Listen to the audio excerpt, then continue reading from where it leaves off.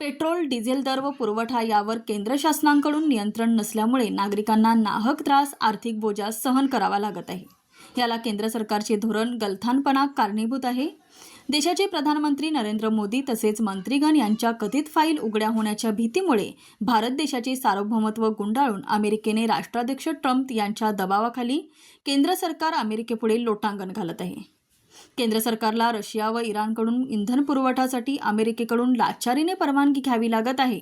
देशात अराजकता माजत आहे. त्यामुळे केंद्र शासनाने नजीकच्या काळात इंधन धोरणात बदल करून पेट्रोल, डिझेल याचे दर स्थिर व पुरवठा सुरक्षित ठेवावा.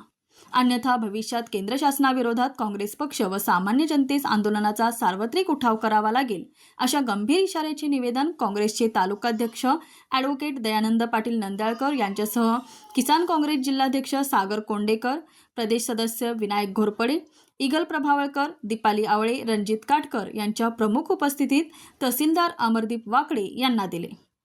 निवेदनाच्या प्रती खासदार शाहूजी छत्रपती, काँग्रेसचे विधान परिषद गटनेते आमदार सतेज उर्फ बंटी पाटील यांना दिल्या आहेत. घरगुती व व्यावसायिक गॅसचे वाढलेले दर, साठेबाजी, कृत्रिम टंचाई, काळ्या बाजारातील विक्री यामुळे सर्वसामान्य जनतेचे प्रापंचिक ताळेबंद बिघडून आवाक्याबाहेर गेलेले आहेत. खरीप हंगामाच्या तोंडावर शेती मशागतीच्या कामासाठी ट्रॅक्टर, जेसीबी, यांत्रिक उपकरणेसाठी लागणाऱ्या डिझेलच्या दरवाढ व तुटवड्यामुळे मशागतीच्या वाढलेल्या आवाक्याबाहेर खर्चाचा आर्थिक भुर्दंड बळीराजालाही सोसावा लागत आहे. या कारणामुळे शेतशिवारे पेरणीसाठी विलंब व खोळंबा होत आहे. शेतमशागतीसाठी शेतकऱ्यांना वेगळा डिझेल कोटा द्यावा.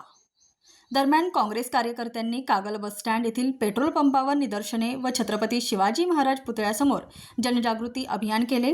यावेळी राहुल घराळ, राजेंद्र शिंदे, अमर चौगले, रणजित पाटील, दीपक शेणवी, गणेश पाटील, बाबूराव पाटील, अनिल सपकाळ, राजेंद्र बागल, वैभव सनकर यांच्यासह काँग्रेस पक्षाचे कार्यकर्ते उपस्थित होते.